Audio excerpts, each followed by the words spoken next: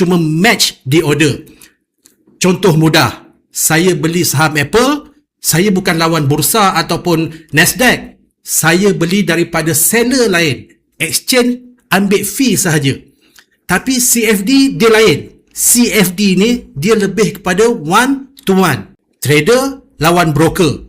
Trader buka kontrak dengan broker dan basically bukan beli aset sebenar. Jadi kalau kita trade gold CFD, kita tak pegang gold pun. Kita cuma ada kontrak dengan broker berdasarkan harga gold. Senang cerita macam ni. Katakan anda ada USD, saya ada ringgit.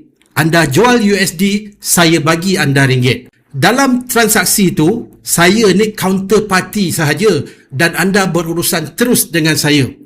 Jadi kalau saya buat benda ni sekali-sekala, macam kawan-kawan, okeylah. Tapi kalau saya buat sebagai business money changer, tanpa lesen, itu adalah salah dari sudut undang-undang sebab kena ada lesen untuk buat transaction ini. CFD broker, konsepnya lebih kurang macam tu lah. Kita deal one to one, iaitu kita dengan broker. Berbeza tadi dengan